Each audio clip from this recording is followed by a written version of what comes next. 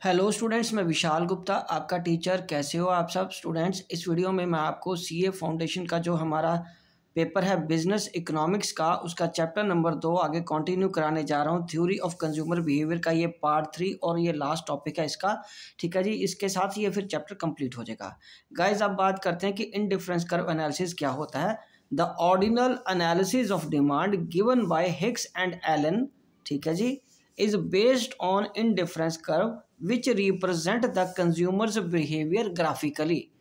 An indifference curve is a curve which represent all those combination of two goods which give same satisfaction to the consumer. Right? Since all the combinations on an indifference curve gives equal satisfaction to the consumer is completely indifferent among them. An indifference curve is also called iso utility curve और equal utility curve. Right guys, उसके बाद हम उस table की बात करेंगे जो schedule बनाया है इंडिफरेंस कर्व का। ये फूड और क्लोथिंग के यूनिट्स हैं, ए के कम्बिनेशन बी, ये कम्बिनेशन सी और कम्बिनेशन डी। इन चारों कम्बिनेशन से मिलने वाली सेटिस्फैक्शन उस कस्टमर को इक्वल ही रहेगी, इसलिए उसको इनडिफरेंस बोला जाता है कि डिफरेंस नहीं है, सेम लेवल ऑफ सेटिस्फैक्शन है। और उसको ग्राफिकली हम इस तरीके से प्रेजेंट करते हैं। ठीक है गाइस, चलिए ये तो आप समझ गए, यूनिट ऑफ क्लोथिंग और ये यूनिट ऑफ फूड। ठीक है जी, चलिए आगे हम डिस्कस करते हैं इनडिफरेंस कर्व मैप क्या होता है। इनडिफरेंस कर्व मैप है the entire utility function of an individual can be represented by an indifference curve map which is a collection of indifference curves, ठीक है, in which each curve corresponds to a different level of satisfaction. In short, a set of indifference curves is called an indifference curve map. An indifference curve map this does depict the complete picture of consumers taste and preferences. और इसमें अब क्या आएगा, consumer का indifference map, जो different curves same अगर indifference graphically present की जाए तो उसको इंडिफरेंस मैप बोलते हैं गाइस। ठीक है जी, चलिए आगे चलिए।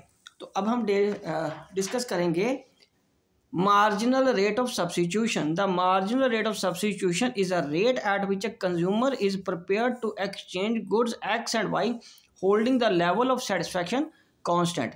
Marginal rate of substitution is equal to delta loss upon delta gain. MRS is diminishing MRS based on the principle that the more of good Y a person consumes in proportion to a good X, the less Y he is willing to substitute for another unit of Y. उसके दो reason हैं। पहला है the want for particular good is setable so that when a consumer has more of it, his intensity to want for it decreases. दूसरा, most goods are imperfect substitute for one another.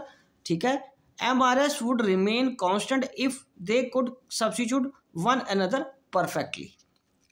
ठीक है जी, चलिए आगे हम discuss करते हैं properties of indifference curve. So indifference curve slopes downward to the right.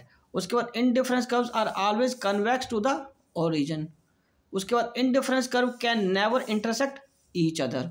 उसके बाद a higher indifference curve represents a higher level of satisfaction than the lower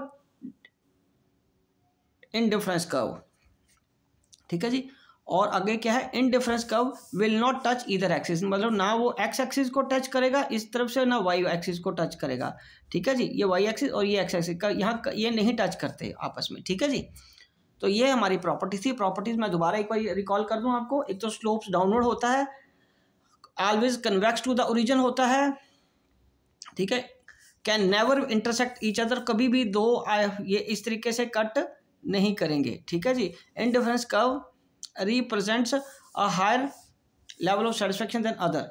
ठीक है जी, मतलब कि अगर वो हायर लेवल उसको हमेशा ज़्यादा ही सेटिस्फैक्शन देता है। ठीक है, और ना वो वाई एक्सिस ना ही वो एक्स एक्सिस को कट करता है।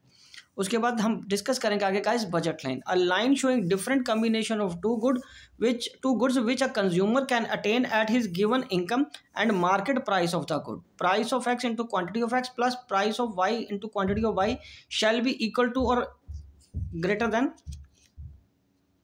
या less than B, that is budget. आप 60 रुपये आपके पास है, उस 60 रुपये के बराबर का या उससे कम का ही पैसा आप खर्च कर सकते हो, इसका ये मतलब हुआ। ठीक है जी, तो ये बजट लाइन है depicting your different levels of consumption of two goods. ठीक है जी, चलिए अब हम आगे डिस्कस करते हैं। The budget line will shift when there is a change in the prices of one or both product with the nominal income of the budget remaining the same. A change in the level of nominal income of consumer with the relative price of two goods remaining the same. A change in the both income and relative prices. ठीक है, चलो अब हम आगे guys discuss करते हैं consumer equilibrium क्या होता है। अ consumer is in equilibrium when he is driving maximum possible satisfaction from the goods and therefore is in no position to rearrange his purchase of goods. We assume that the consumer has a given indifference map which shows his scale of preference for various combination of two goods X and Y. He has a fixed money income which he has to spend wholly on good X and Y. Price of good X and Y are given and are fixed. ठीक है जी, और उसके बाद अगले 2 point जो रह गए हैं वो ये हैं कि all goods are homogeneous and divisible. ठीक है, the consumer acts rationally and maximize his level of satisfaction. तो गाइज इसी के साथ ये टॉपिक और ये चैप्टर कंप्लीट होता है और मैं ये वीडियो यहीं कंक्लूड करता हूँ। आई होप कि आपको अच्छे से समझ आ गया होगा। आप इसी तरह मेरे चैनल को सब्सक्राइब करके वीडियोस देखते रहिए और अपना कोर्स कंप्लीट करते रहिए। ओके जी, विशिंग यू गुड लक।